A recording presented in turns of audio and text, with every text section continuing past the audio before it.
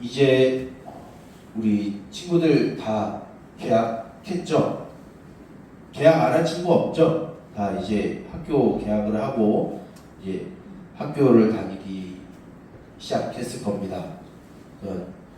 방학을 끝내고 또한 가족들과의 휴가를 끝내고 다시 학업의 학생으로서의 신분으로 여러분들이 살아가게 될 텐데, 여러분들이 그 학교에 있는 자리에서 또한 여러분들이 만나는 그 친구들 사이에서 우리가 누구인지를 기억하고 살아가는 친구들이 되었으면 좋겠습니다.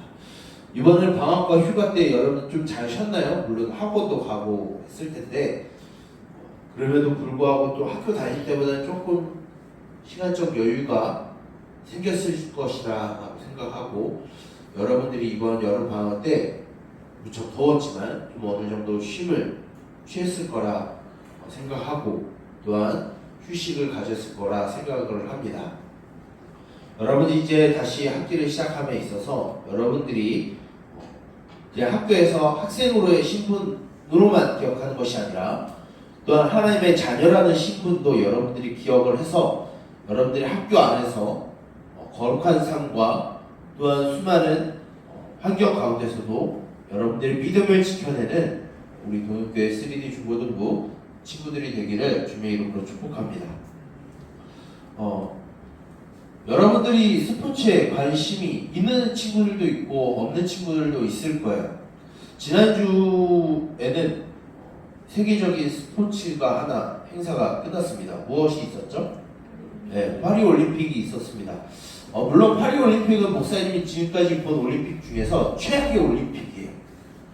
왜 최악의 올림픽이냐라고 하면 나중에 목사님 찾아오면 이야기하겠지만, 가장 먼저는 이제 신학적인 부분에 대해서 목사님은 굉장히 껄끄러운 올림픽이었어요. 시작부터. 물론 개막식을 보지 않았지만, 뿐만 아니라 그 중간중간에 좀 아쉬운 것들 또 그러기 때문에 점점 이제 목사님은 지난번 도쿄올림픽에 비하면 더 점점 최악으로 가는 것 같은데, 그럼에도 불구하고 목사님은 조금 이제 시간을 내서, 물론 잘 챙겨보진 않았어요. 잘 챙겨보진 않았지만 좀 어느 정도 이제 몇 종목 이렇게 챙겨봤습니다. 물론 여러분들 가운데 뭐하러 올림픽을 봐? 라고 생각하는 사람들이 있을 거예요. 그 경기를 뛰는 건 그 선수고 메달을 따는 건 그 선수인데 나랑 무슨 상관이 있기 때문에 내가 올림픽을 봐야 되지. 지금 내가 수학 문제 풀기도 바쁜데 수학 문제 풀죠? 아닌가? 맞아요? 올림픽을 이렇게 볼 때 목사님은 개인적으로 스포츠를 좋아합니다. 물론 이제 소소한 이제 재미 때문에 보는 것도 있는데, 목사님이 스포츠를 보는 이유가 있어요. 무엇이냐면 목사님이 옛날에 운동선수를 했잖아요.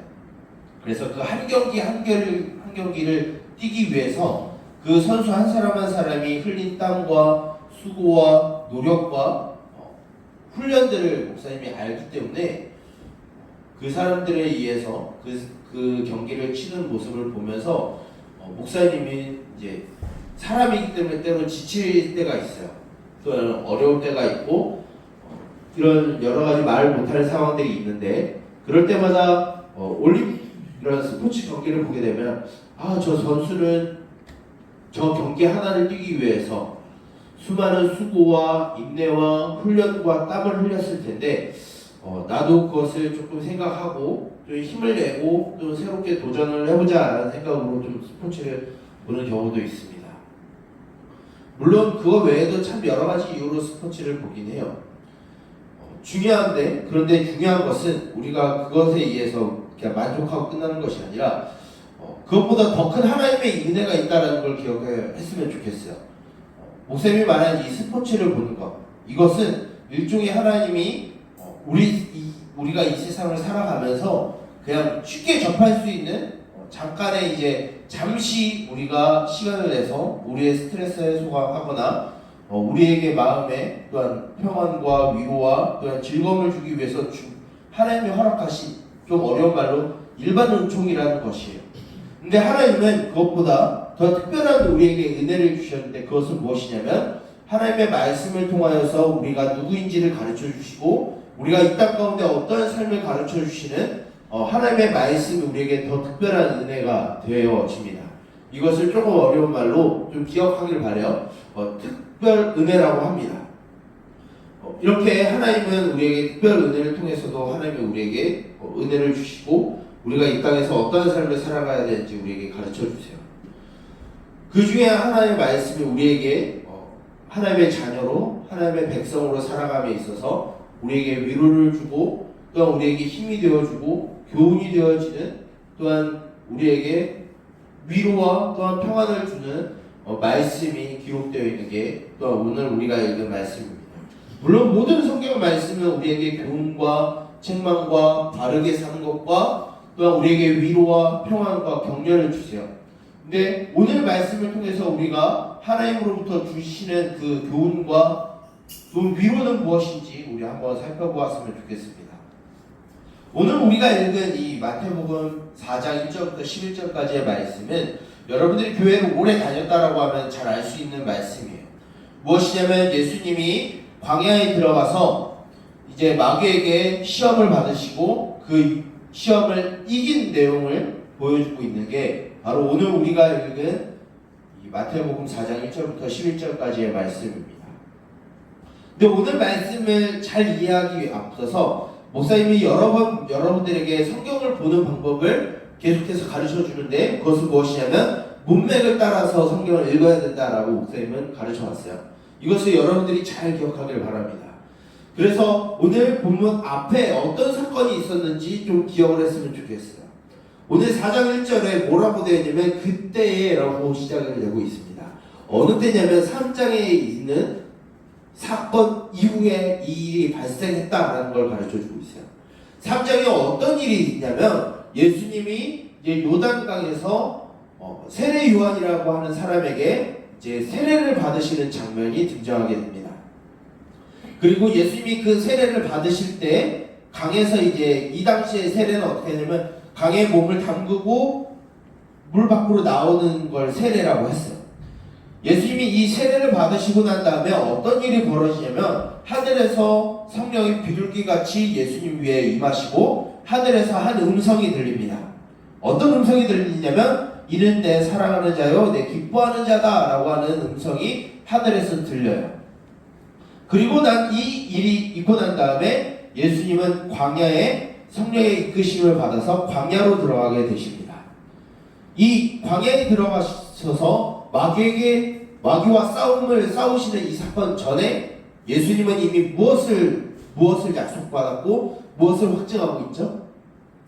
하나님의 사랑하는 자고 하나님의 기뻐하는 자로서 우리를 구원하시는 자, 우리의 왕으로 오셨다는 것을 하나님이 하늘에서 음성을 내리시고 성령의 비둘기로 임하는 것을 통해서 모든 사람에게 보여주셨어요.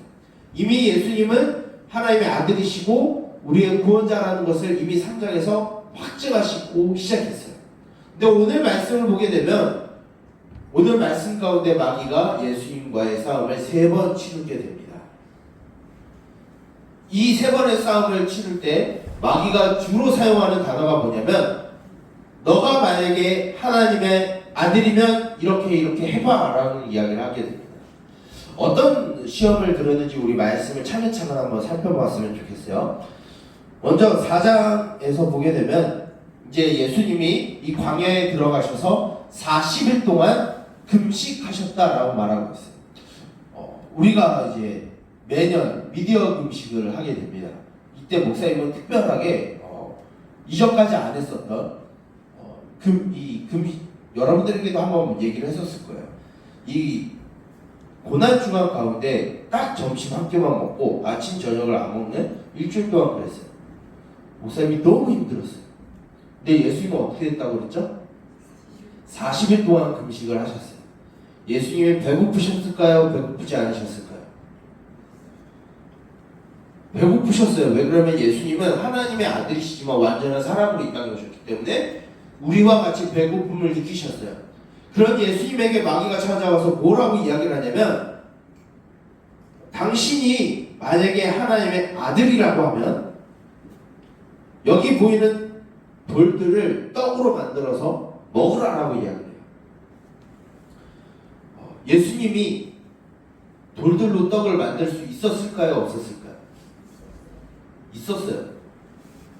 예수님은 죽은 사람도 살리시는, 우리가 나중에 복음서를 보게 되면 예수님은 죽은 사람도 살리시는 분이신데 돌이 떡이 되게 못하실까요? 하실 수 있어요.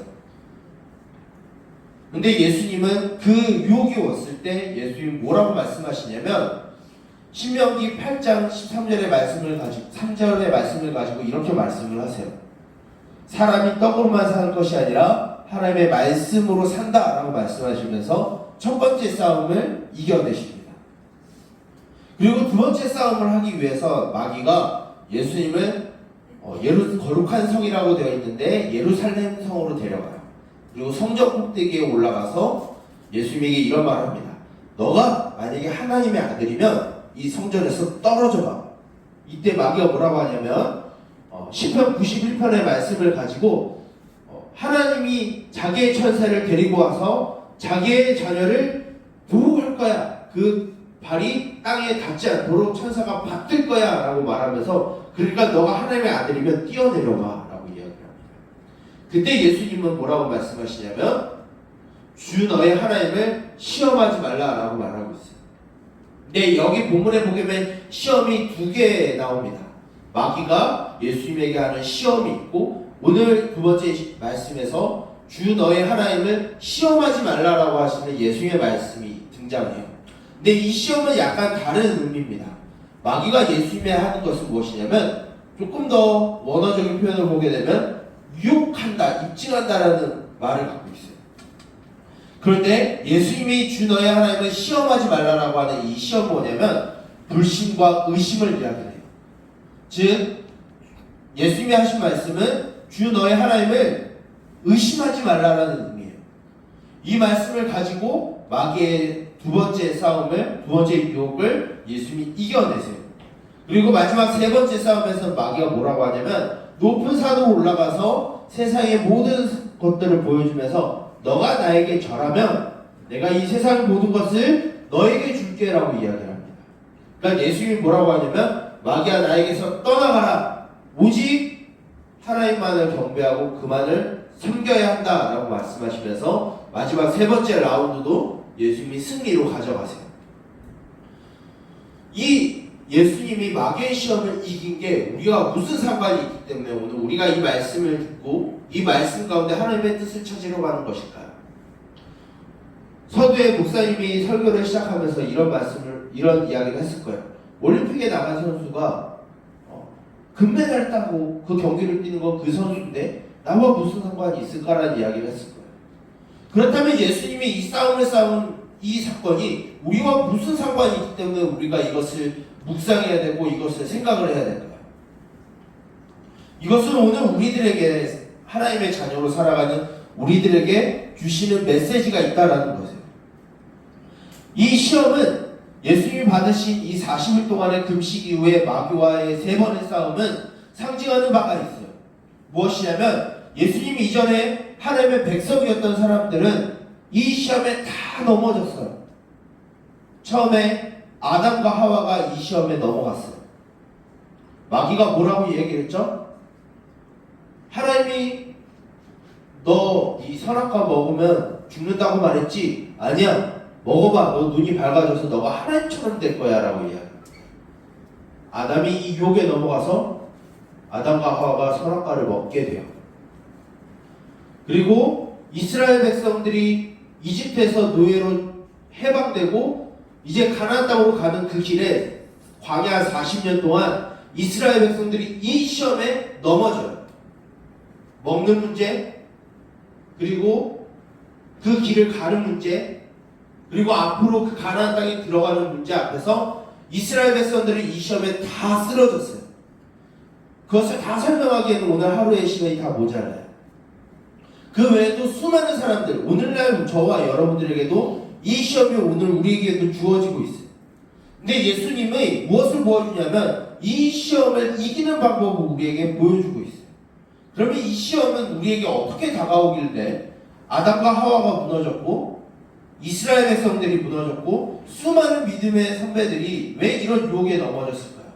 어떤 유혹인지 차근차근 한번 목사님이 이야기를 하기를 원해요. 첫 번째, 마귀가 예수님에게 40일 동안 금식한 예수님에게 뭘 하라고 말했다 그랬죠?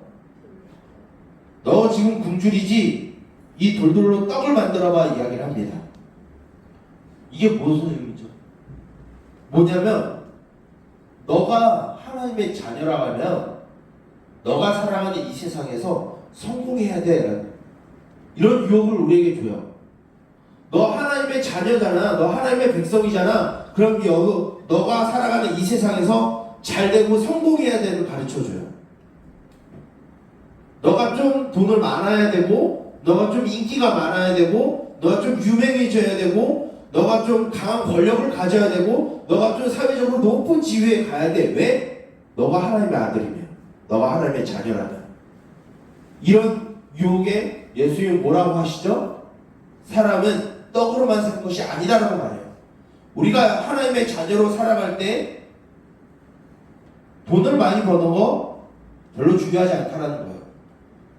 우리가 유명해지는 거 별로 중요하지 않다라는 거예요. 우리가 강한 권력을 갖는 거, 좋은 대학에 가는 거, 높은 성적을 받는 거, 하나님의 자녀로 살아감에 있어서 그렇게 중요성이 없다라는 거예요. 우리가 하나님의 자녀로 살아가는 가장 중요한 것은 무엇이냐면 우리에게 하나님의 나라를 허락하셨다라고 하는 그 말씀을 믿고 살아가는 것이 하나님의 자녀로 살아가는 본분이라는 거예요. 여러분들이 유명해지지 않아도 돼요. 여러분들이 돈 많이 안 벌어도 돼요. 여러분들이 강한 권력을 갖지 않아도 돼요. 여러분들이 높은 사회적인 지위를 갖지 않아도 돼요. 하나님의 자녀는 그런 것이 없어도 돼요. 하나님의 자녀는 우리에게 하나님의 나라가 약속되었다라는 그 사실을 믿고 살아가는 것이 우리가 하나님의 자녀로 살아가는 거예요. 근데 마귀는 너가 하나님의 자녀면 여기에서 성공해야 되라고 말했죠. 근데 그것이 아니다라고 예수님이 이기신 거예요. 무엇으로 이기셨죠? 말씀으로 이기셨어요. 이게 첫 번째 싸움을 이기신 예수님의 모습입니다. 두 번째 싸움은 뭐죠? 마귀가 성전 꼭대기에 예수님을 데려갔어요. 그리고 뭘 하라고 하죠? 떨어지라고 이야기해요. 떨어지면서 마귀가 뭘 이야기하죠? 시편 91편의 말씀을 갖고 와요. 마귀가 목사님과 여러분들보다 말씀을 더 잘 알아요. 그런데 잘못 사용해요. 뭐라고 이야기를 하죠? 너가 떨어져 봐. 그런데 너가 하나님의 아들이면 하나님이 너를 보호할 거야. 지켜줄 거야. 라고 맞는 말을 갖죠. 이것은 뭐라고 하냐면 이것은 무엇을 의미하냐면 너가 하나님의 자녀라고 하면 이 세상에 살아가면서 실패하면 안 돼. 가르쳐줘. 너가 무너져서는 안 돼. 너는 실패하면 안 되고 너가 패배하면 안 되고 너가 잘못되면 안 돼. 왜? 너 하나님의 자녀. 하나님이 너 보호하고 함께 한다며. 그럼 넌 실패하면 안 돼. 라고 가르쳐줘요. 근데 예수님이 뭐라고 말씀하시죠? 아까 목사님이 주 너의 하나님을 뭐 하지 말라? 그 시험이 무슨 의미라고요? 의심하지 말라, 불신하지 말라는 의미라고 했죠. 우리가 이 땅에 살아가면서 실패할 수 있어요. 사람들 볼 때 패배할 수 있어요. 사람들이 볼 때 별 볼 일 없는 사람이 될 수 있어요. 근데 중요한 건 뭐냐면 내가 못될 수 있고 내가 실패할 수 있고 내가 패배할 수 있고 세상의 사람의 눈으로 패배할 수 있지만 그렇다고 해서 내가 하나님의 자녀가 된다는 게 실패되는 게 아니라는 거예요. 때론 내가 나의 실패와 나의 패배가 나의 실수가 어쩌면 하나님의 나라의 자녀로 살아감에 있어서 더 유익이 될 수 있어요. 예수님은 이 모든 것을 다 하실 수 있었어요. 근데 하지 않으셨어요. 왜일까요? 예수님은 그게 중요하지 않다라는 걸 아신 거예요. 예수님은 뭘 하셨냐면 우리를 위해서 십자가에서 죽으셔야 돼요. 예수님은 패배하셨어요. 사람의 눈으로 보면 십자가에 달리신 예수님은 패배하신 예수님이에요. 그런데 예수님은 어떻게 하셨죠? 3일 만에 다시 부활하셨어요. 우리가 이 세상에서 성공한다라고 해서 하나님의 자녀가 되는 것에 입증하는 게 아니에요. 또 내가 이 세상에서 실패한다라고 해서 내가 하나님의 자녀가 되지 않은 것도 아니에요. 중요한 것은 우리에게 주어진 하나님의 말씀을 믿고 살아가고 그것을 불신하지 않는 거예요. 예수님이 이것을 싸워 이기는 모습을 우리에게 보여주셨어요. 그리고 세 번째는 이제 마귀가 노골적으로 이야기를 합니다. 뭘 얘기하죠? 너가 나에게 절하면 세상의 모든 것을 줄게 라고 이야기를 합니다. 그런데 여러분 생각해봐요. 우리가 이 시험이 있기 전에 예수님이 무슨 이야기를 들었죠? 하나님으로부터 이는 내 사랑하는 자여 내 기뻐하는 자다라고 하면서 하나님의 나라가 그에게 있음을 이미 보여주셨어요. 하나님의 나라와 권세가 이미 예수님께 있다라는 걸 선언하셨어요. 그런데 마귀가 뭘 얘기하죠? 마치 세상의 모든 권세가 자기에게 있는 것처럼 이야기를 하고 있어요. 근데 예수님은 말씀하시죠. 떠나가라고 이야기합니다. 그 싸움을 이기세요. 뭐라고 이야기하냐면 오직 주 너의 하나님만을 경배하고 그만을 섬기라라고 이야기해요. 이것은 무엇을 말하냐면 우리에게 잠깐 악에 침묵하고 잠깐 악과 타협하고 나의 편의를 위해서 신앙을 잠시 포기하면 내가 살아감에 있어서 편할 수 있다는 것을 말해줍니다. 근데 예수님은 뭘 보여주죠? 그것이 하나님의 자녀로 살아가는 방법이 아니다라는 걸 가르쳐줍니다. 예수님이 우리를 구원하시기 위해서 쉬운 방법이 있었어요. 그냥 이 세상을 멸하시면 돼요. 근데 그렇게 안 하시죠. 굳이 하나님의 아들이신 분이 사람의 몸을 입고 이 땅에 오셨고요.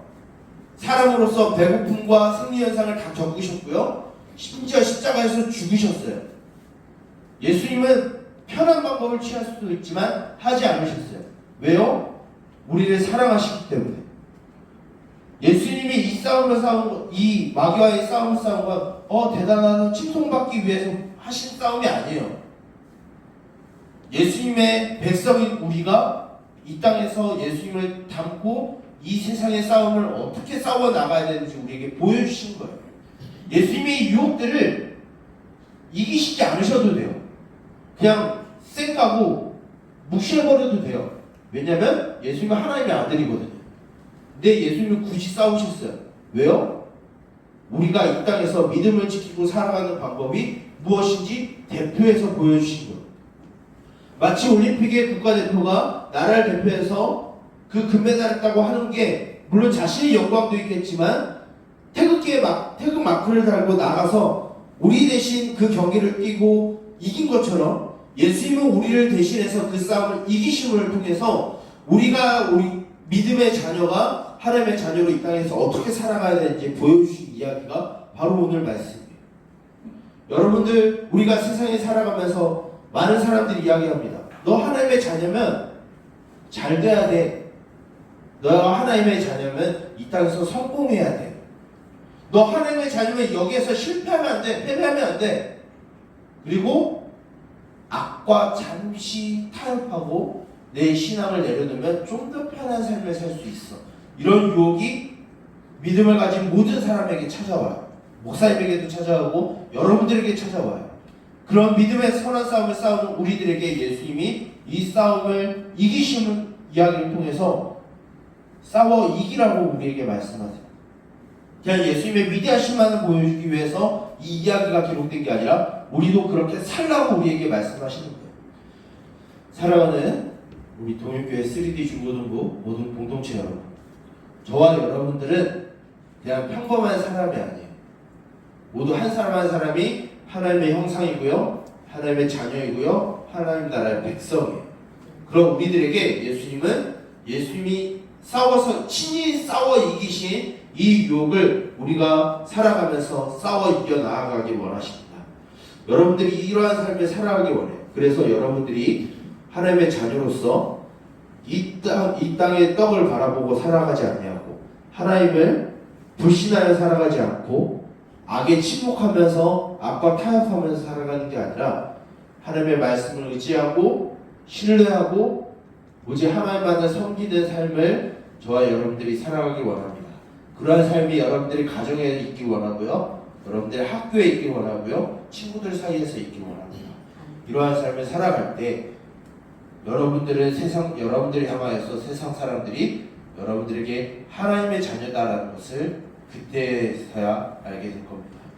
여러분들이 이제 다시 일주일을 살아갑니다. 학교에서, 가정에서, 친구들 사이에서 하나님의 백성으로 살아감에 있어서 모든 말씀을 기억해서 여러분들의 다가오는 수많은 유혹들을 이겨내며 살아가는 저와 여러분, 우리 도인교회 3D 중고등 모고등 공동체가 되기를 주님의 이름으로 축복합니다.